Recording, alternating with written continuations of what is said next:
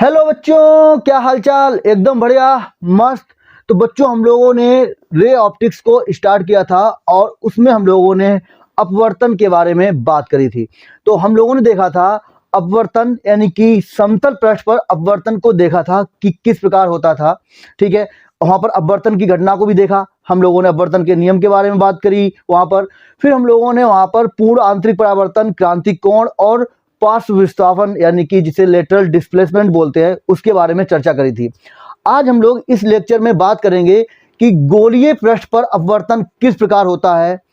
बहुत ही इंपॉर्टेंट है, यकीन मानिए मेरा। बोर्ड एग्जाम के लिए आप इन्हें तैयार कर लीजिएगा। 100% इसमें से आपको कुछ ना कुछ देखने को जरूर मिलेगा। इन आपको पता है कि गोलीय पृष्ठ दो प्रकार के होते हैं। हम लोग जानते हैं कि गोलीय पृष्ठ दो प्रकार के होते हैं, अवतल पृष्ठ और हमारा उत्तल पृष्ठ। तो ये दोनों पृष्ठों पर हम लोगों को अपवर्तन देखना है।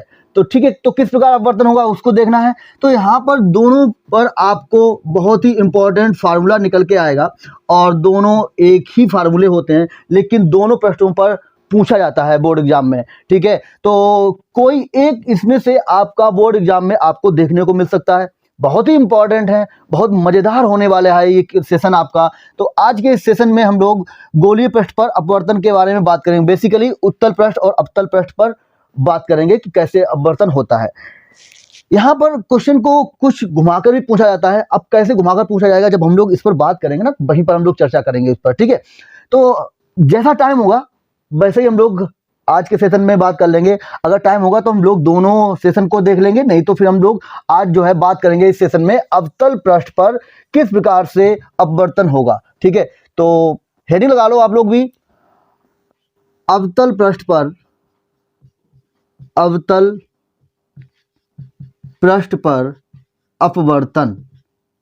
अपवर्तन का सूत्र। ठीक है, तो अवतल पृष्ठ जैसा कि आप जानते हो वह पृष्ठ जो अंदर से दबा हुआ हो। ठीक है, तो चलिए हम लोग बनाते हैं यहाँ पर अवतल पृष्ठ। ध्यान दीजिएगा, देखो, अगर रे ऑप्टिक्स अगर आपको अच्छी करनी है तो आपके रे डायग्राम जो है वो अच्छे होने चाहिए। अगर रे डायग्राम आपके अच्छे हैं तो आपके नंबर एकदम श्योर मिलते हैं। तो ध्यान रखिएगा। ओके, ये इसका ऑप्टिकल केन, तो यहां से ये देखा जा रही है मुख्य अक्ष होगी, जो कि हम लोग जानते हैं। इधर वायु है और ये चूंकि मैंने मान लिया कि कांच का होगा। ठीक है, ये पृष्ठ कांच का होगा यानी कि कांच मान ले रहे हैं। तो वायु इधर माध्यम कैसा हो जाएगा आपको पता है, विरल माध्यम होता है किसकी अपेक्षा, कांच की अपेक्षा। तो कांच हो जाएगा हमारा सघन माध्यम। यहां तक तो क्लियर है आप लोगों को। ओके, तो बच्चा बात यह है कि यहां पर मान लीजिए कोई एक मुख्य अक्ष पर कोई बिंदु वस्तु रखी है O, और इससे प्रकाश की किरण चल रही है। तो प्रकाश की किरण इस प्रकार यहां पर चली, ये चली, तो इस पृष्ठ से टकराई। अब आप जरा मुझे बताओ, प्रकाश की किरण इधर किस माध्यम से चली है, विरल माध्यम से। किसमें प्रवेश कर रही है, कांच में, यानी कि जो कि कैसा है, सघन माध्यम में। तो क्या होगा, जाहिर सी बात है, माध्यम चेंज हुआ तो अपवर्तन होगा, अपवर्तन की घटना होगी। हम लोग पढ़े हैं, जानते हैं। तो अपवर्तन की घटना हो रही है तो यहाँ पर अपवर्तन के नियम भी लगेंगे। वो तो हम लोगों को पता है, कंफर्म पता है कि ऐसा होगा। ओके, तो अब जरा आपसे मेरा सवाल है कि अपवर्तन होता है तो किस प्रकार होता है। हमने जाना कि अगर विरल माध्यम से प्रकाश की किरण सघन माध्यम में आ रही होती है तो आपको पता होना चाहिए कि प्रकाश की किरण किधर झुकती है। जी हाँ, अवलंब की ओर झुक जाती है। और जब सघन माध्यम से विरल माध्यम में जाती है प्रकाश की किरण तो अवलंब से दूर भाग जाती है। तो यहां पर मैं इस पर अगर लंब खींचूं तो इस पर हमें स्पर्शरेखा खींचनी होगी, ये स्पर्शरेखा। और इस पर अगर मैं लंब देखूं तो लंब कुछ इस प्रकार से ये लंब होगा इसका। ठीक है, इसको मैं नाम दे दे रहा हूं एन डैश। ओके, इस पॉइंट को जहां पर ये हिट करी है प्रकाश की किरण, उसको मैंने बोल दिया बिंदु एम। ओके, तो अब ये हुआ आपका अवलंब एन डैश। तो प्रकाश की किरण विरल से सघन में गई है तो क्या होगा, अवलंब की ओर झुकेगी। जाहिर सी बात, वैसे तो इसको ऐसे सीधा निकलना चाहिए था, लेकिन भैया ये अवलंब की ओर कुछ इस प्रकार से झुक जाएगी। समझ रहे हैं आप। ओके सर जी, समझ में आ गई बात। ठीक है, तो अवलंब की ओर झुक गई। अब ये दोनों प्रकाश की किरणें एक दूसरे से दूर हो रही हैं बेटा, तो जाहिर सी बात है आगे जाकर मिलेंगी नहीं, और जब मिलेंगी नहीं तो प्रतिबिंब नहीं बनेगा। तो मैं क्या करूंगा, मैं इनको पीछे की ओर बढ़ाऊं। तो पीछे की ओर बढ़ाकर आपने देखा कि प्रकाश की किरण एक इधर जा रही है और एक प्रकाश की किरण इधर जा रही है, तो दोनों एक दूसरे से दूर होती जा रही हैं, दूर होती जा रही हैं, तो मिलेंगी नहीं तो प्रतिबिंब बनेगा नहीं। लेकिन अगर मैं जो प्रकाश की किरण अपवर्तित होकर उधर गई है, अगर मैं इसको पीछे की ओर बढ़ाऊं तो देखिएगा मुन्ना ध्यान से, पीछे की ओर बढ़ाने पर आपने देखा कि ये प्रकाश की किरण इस प्रकाश की किरण को यहाँ पर हिट कर गई, यहाँ पर काट दिया। ठीक है भैया, काट दिया। अब जो काट दिया तो वहीं पर बन जाएगा प्रतिबिंब, तो यहाँ पर प्रतिबिंब बन गया ये आपका आई। क्या बन गया? आई। तो आप जरा मुझे बताओ, प्रकाश किरण को मैंने पीछे की ओर बढ़ाया, समझ रहे हो, बढ़ाने पर ही इसने काटा, तो यहाँ पर प्रतिबिंब कैसा बन रहा है? आभासी। हम लोगों ने कल्पना करी है, तो यहाँ पर कैसा प्रतिबिंब बनेगा? आभासी। तो अवतल पृष्ठ जो है आपका कैसा प्रतिबिंब बनाता है? आभासी प्रतिबिंब बनाता है। आभासी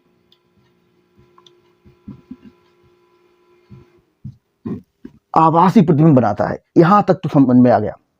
अब मैंने क्या बोला था शुरुआत में आपसे? मैंने बोला था कि क्वेश्चन को बोर्ड एग्जाम में कभी कभी ऐसे पूछ देते हैं कि गोलीय पृष्ठ पर अपवर्तन के सूत्र का निगमन कीजिए। ठीक है, तो आपके पास वहां पर दोनों चांसेस होंगे, मतलब दोनों ही ऑप्शन होंगे। वहां पर आप चाहे अवतल पृष्ठ से निकाल लो या उत्तल पृष्ठ से। ठीक है, जब वो बात करेंगे कि गोलीय अवतल पृष्ठ से निकालो, तब आपको ऐसे करना होगा। लेकिन कभी कभी क्या होता है बेटा, कभी कभी ऐसा पूछ देते हैं, घुमा कर बिल्कुल दिमाग हम लोगों का घुमा देते हैं, ऐसे पूछ देते हैं कि आभासी प्रतिबिंब के लिए, आभासी प्रतिबिंब प्राप्त करने के लिए अपवर्तन का सूत्र निकालिए, अपवर्तन के सूत्र का निगमन कीजिए। अब सवाल ये बात ये आ गई कि ये तो हम पढ़े नहीं है, जाने नहीं है। अरे भाई जानेंगे कैसे? जब कोई बताएगा अच्छी तरीके से तभी तो जान पाएंगे ना। तो यहां पर जानिएगा, अवतल पृष्ठ पर अपवर्तन का सूत्र हम लोग देख रहे हैं कि अवतल पृष्ठ जो है आभासी प्रतिबिंब बना रहा है, तो बोर्ड एग्जाम में कभी कभी ऐसे पूछ देते हैं, आभासी प्रतिबिंब के लिए अपवर्तन का सूत्र का निगमन कीजिए। बड़ा अजीब सवाल, समझ नहीं आया, पढ़ा ही नहीं है। पढ़े हो भैया, देखो अवतल पृष्ठ की बात हो रही है, इसमें ही आभासी प्रतिबिंब बन रहा है। समझ गए ना मुन्ना? ठीक है, चलो बढ़ते हैं आगे। तो भैया मुझे बताओ, भैया जरा मुझे बताओ, ए भैया देखो, यहां से प्रकाश की किरण ये चली है, हाँ ये अविलंब है, अविलंब और ये आपतित किरण है, आपतित किरण के बीच के कोण को क्या कहते हैं? हाँ भैया आपतन कोण कहते हैं, आई से प्रदर्शित करते हैं। ठीक है, समझ गए, ओके। अच्छा, तो ये अपवर्तित किरण है जो पीछे बढ़ाई है, अपवर्तित किरण और आपतन किरण के बीच के कोण को भैया हाँ आर से प्रदर्शित करते हैं, ये हम लोग जानते हैं अच्छी तरीके से। ओके, मैं क्या कर रहा हूं, मैं इस कोण को कुछ मान ले रहा हूं, मान लिया मैंने अल्फा, इसको मान लिया बीटा और इस कोण को मान लिया मैंने थीटा। ठीक है भैया, यहां तक चित्र सभी को क्लियर हुआ? ओके, चित्र के एकदम क्लियर होना चाहिए। मैं एक बार फिर से बता दे रहा हूं, ये बिंदु वस्तु रखी है O, इससे प्रकाश की किरण एक चली है, आपको पता है कि जो प्रकाशिक केंद्र से जाती है वो सीधी निकल जाती है, ये इधर चली है और एक इधर चली है। तो ये प्रकाश की किरण वायु से चलकर कांच में जा रही है, तो मतलब विरल से सघन में जा रही है, तो अवलंब की ओर झुकेगी। ये बनाया मैंने अवलंब, इसका एन डैश। ओके ठीक है भैया, बहुत अच्छी बात है सर, आप बता रहे हैं समझ में आ रहा है। अच्छा, तो आपने देखा कि विरल से सघन में जा रही तो अवलंब की ओर झुकेगी ना। ठीक है, तो अवलंब ये रहा, तो अवलंब की ओर अगर हम इसको झुकाएंगे एन डैश, देखो अवलंब ये एन डैश ये है, तो अवलंब की ओर इधर झुकेगी। वैसे तो सीधे निकलना चाहिए था, ऐसे निकलना चाहिए था इसको, ऐसे, ये देखो, लेकिन ये अवलंब की ओर झुक गई। तो इसको जब हम पीछे की ओर बढ़ाएंगे तभी तो ये इस पर कट करेगी आकर ना, दोनों प्रकाश की किरणें जहां मिलेंगी वहीं पर प्रतिबिंब बनेगा ना। ऐसे तो ये फैल रही हैं, दूर जा रही, मिलेंगी नहीं। पीछे की ओर बढ़ाने पर देखा कि आई पर मिल गई, वहीं पर प्रतिबिंब बन गया। ठीक है सर जी, यहां तक बिल्कुल एकदम क्लियर, मक्खन की तरह समझ में आ गया। ओके सर, ठीक है, समझ में आ गया। हाँ आ गया सर जी, ठीक, तो समझ में आ गया। तो ये बात भी तो हम लोगों को जानते हैं ना कि ये आपतित किरण है जो जा रही है ना, और ये अवलंब है, इसके बीच का कोण क्या होता है? आपतन कोण, जिसे हम आई से प्रदर्शित करते हैं, जो कि है ये दिख रहा है आपको। ओके सर जी, ठीक है, तो ऐसे ये आर होगा, अपवर्तन कोण हो जाएगा, अपवर्तित किरण और अवलंब के बीच का कोण। समझ गए? हाँ ठीक है सर जी, समझ गए।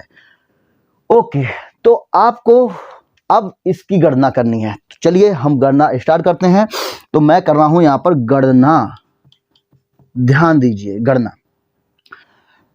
तो आप देख रहे हो यहाँ पर अपवर्तन की घटना हो रही है। जाहिर सी बात अपवर्तन के नियम लगेंगे तो हम लोग सेकंड नियम से बात करेंगे, जिसे हम लोग स्नेल के नियम के नाम से भी जानते हैं। स्नेल के नियम से क्या होता है, म्यू बराबर साइन आई बटे साइन आर। हाँ जी सर जी, बहुत अच्छी बात है, जानते हैं ये होता है। ओके बेटा, जरा ध्यान दे दीजिएगा, यहाँ पर ये आई और आर जो कोण है वो बहुत ही छोटे हैं, और जब कोण बहुत छोटे होते हैं तो आपको पता है कि जो त्रिकोणमितीय अनुपात है साइन आई साइन साइन, ये सभी क्या दे देते हैं, अपने कोण के बराबर वैल्यू देते हैं। मतलब यहाँ पर साइन आई आई के बराबर हो जाएगा, साइन आर आर के बराबर हो जाएगा। तो इस प्रकार से मैं बोल सकता हूं कि यहाँ पर ये हो जाएगा म्यू बराबर आई अपान आर। ठीक है, यानी कि अगर मैं यहाँ से आई बराबर बोलूं तो आप कहोगे सर वो म्यू इंटू आर लिख लीजिए आप, और मैं इसे समीकरण 1 बोल दे रहा हूँ। यहाँ तक तो बिल्कुल समझ में आ रहा है, क्लियर है एकदम, कोई दिक्कत वाली बात नहीं है। क्लियर है ना, आगे बढ़ा जाए। ओके, तो बच्चा आप ध्यान दीजिए, यहाँ पर आई और आर आ गए हमारे पास। इन आई और आर की हमको चाहिए होगी वैल्यू, ठीक है, क्योंकि हमें इनका ही मान निकालना है। ओके, तो आई और आर की वैल्यू निकालते हैं। तो आई और आर आप देख रहे हो कहाँ पर है, यहाँ पर है ना, इस चित्र में है, मेरे पास थोड़ी है, यहाँ पर है ना, कि हम जेब से निकाल दें ऐसे रख दें, नहीं ना, यहाँ पर है, चित्र से हमको निकालना पड़ेगा। तो इस चित्र में आप देखो हमारे पास ट्रायंगल बन रहे हैं, यानी त्रिभुज बन रहे हैं। तो मैं सबसे पहले देखूं अगर आई कहाँ पर मिल रहा है, तो हमारे पास दिख रहा है त्रिभुज ओ एम एन में हमको आई दिखाई दे रहा है। तो बात कर ली जाए। हाँ जी सर जी, अगर दिख रहा है तो भाई वहीं पर बात करनी पड़ेगी ना, वहीं पर बात करेंगे हम लोग। तो त्रिभुज ओ एम एन में अगर मैं बात करूं तो जरा ध्यान दीजिए मुन्ना, इस त्रिभुज के लिए ओ एम एन में ये वाला कोण बाहर का कोण है, यानी जिसे बोलते हैं बहिष्कोण। और ये कक्षा 9 में हम लोग पढ़ चुके हैं, क्या पढ़ चुके हैं कि किसी त्रिभुज का जो बहिष्कोण होता है वो शेष दोनों अंतःकोणों के योग के बराबर होता है। तो हम लोग यहाँ पर इसका करेंगे यूज। तो थीटा बराबर आप बोलोगे सर, उसको आप लिख लीजिए कितना, अल्फा प्लस, और ये कोण कितना, आई, अल्फा प्लस आई। ओहो हो सर जी, यहाँ से आई बराबर आ जाएगा थीटा माइनस अल्फा। बहुत अच्छी बात है, वेरी गुड। यहाँ तक तो हम लोगों ने बात कर ली और आई के मान को निकाल लिया। अरे रुको जरा, अभी हम लोगों को आर के मान भी बात करनी है ना, आर का मान भी तो चाहिए होगा। ठीक है सर जी, उसके पर ही हम लोग चर्चा कर लेते हैं। चलें आगे। ठीक है, तो हम लोग अब किसकी बात करेंगे, आर के लिए। तो आर भैया हमको कहाँ दिख रहा है, इस त्रिभुज में। वो त्रिभुज कौन सा है, आई एम एन, ये है ना। तो इस त्रिभुज में अगर हम बात करें तो ये आर दिख गया। ठीक है, बात कर लेते हैं त्रिभुज। अब त्रिभुज आई एम एन में अगर हम लोग बात करें तो फिर से ये थीटा जो है वो बहिष्कोण होगा और इन दोनों कोणों के योग के बराबर होगा। तो थीटा बराबर बीटा प्लस कोण आर। ओके सर जी, तो अरे भैया ले आर की वैल्यू यहां से अभी आ गई, कितनी आ गई, इसको इधर लाएंगे माइनस का होगा, थीटा माइनस बीटा। ले भैया आएगी, भैया आर की वैल्यू आएगी। हाँ जी सर जी, आएगी। आर बराबर theta minus beta. Okay sir जी, हमको आई और आर चाहिए थे ना बेसिकली। हाँ सर जी चाहिए थे, तो उठा के समीकरण 1 में रख दिया जाए। हाँ सर जी रख दो, चलें आगे। ठीक है, तो समीकरण 1 से बात करेंगे। समीकरण 1 से बात करते हैं, समीकरण 1 से। ठीक है सर जी, रख दीजिए समीकरण 1 में। तो आई की जगह पर हम लोग रखेंगे कितना, theta minus alpha, theta minus alpha बराबर म्यू। ओके, आर की जगह पर थीटा माइनस बीटा। ठीक है सर, क्लियर एकदम। अरे कुछ नहीं भैया, वैल्यू रखी है दोनों की। ठीक है, अंदर मल्टीप्लाई करेंगे तो थीटा माइनस अल्फा इधर चल रहा है, इधर हो जाएगा म्यू इंटू थीटा और माइनस म्यू इंटू बीटा। कोई बात नहीं सर जी, थीटा को इधर लाएं तो कॉमन मिल जाएगा ना हमको। ओके, समझ रहे हो आप, इसको इधर लाएंगे तो कॉमन मिलेगा, कितना मिल जाएगा हमको, थीटा कॉमन यहाँ मिलेगा 1, यहाँ पर आएगा माइनस का म्यू बन जाएगा, और थीटा कॉमन निकल चुका है, ये उधर जाएगा प्लस का हुआ, ये माइनस का म्यू इंटू बीटा। ठीक है सर जी, मैंने इसको समीकरण 2 बोल दिया। ठीक है सर जी, ओके सर जी, समझ में आ गया। तो ये हो गया आपका समीकरण नंबर 2। अब जरा मुझे बताओ, ये अल्फा बीटा और थीटा कैसे कोण है? अरे माने हुए कोण है ना, हमने माने थे। अब जो माने तो इनको यहां से हम लोग हटाना पड़ेगा, तो इनकी वैल्यू निकालेंगे। अब ये कोण है कहाँ पर, इन त्रिभुजों के अंदर ही है ना, तो यहाँ से हमको बात करनी पड़ेगी। ठीक है सर, देखते हैं, आओ जरा आप भी देखो ध्यान से। तो अल्फा बीटा और थीटा इनको यहाँ से हटाना है कुल मिलाकर, तो चलो हटाते हैं।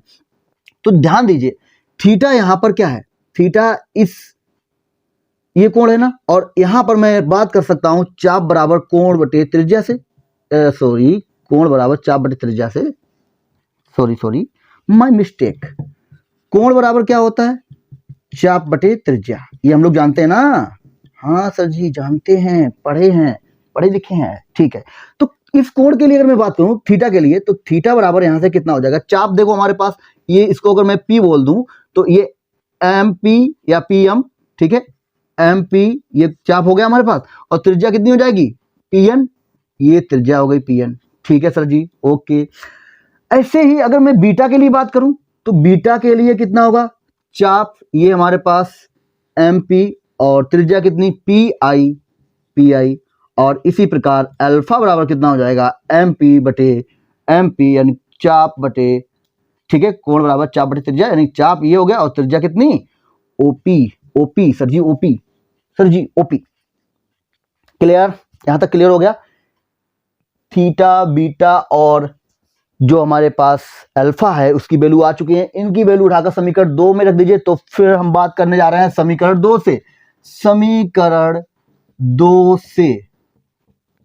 तो समीकरण 2 से अगर हम बात करें तो इन सभी की वैल्यू उठाकर जब रखेंगे आकर बेटा, तो रखिए यहां पर, इसकी वैल्यू जब रखोगे यहां पर तो 1 माइनस म्यू ये रहा, और इसकी वैल्यू कितनी है, इसकी वैल्यू है M P upon P N. अरे भैया कुछ नहीं, बस वैल्यू रख रहे हैं, ध्यान दीजिएगा। यहां पर देखिए कितना अल्फा की वैल्यू कितनी है, ये रखी है M P upon OP sir जी, ओपी सर जी, माइनस म्यू इंटू बीटा कितना है M P upon P I. क्या दिख रहा है आपको, कुछ दिख रहा है, हाँ जी। यहां से एम पी कॉमन मिलेगा, कॉमन निकालेंगे, इधर से एम पी खत्म, गया, टाटा बाय गुड बाय। ठीक है, तो यहां पर 1 minus mu 1 upon P N बराबर इधर 1 upon OP minus mu into 1 upon P I, ये रहेगा।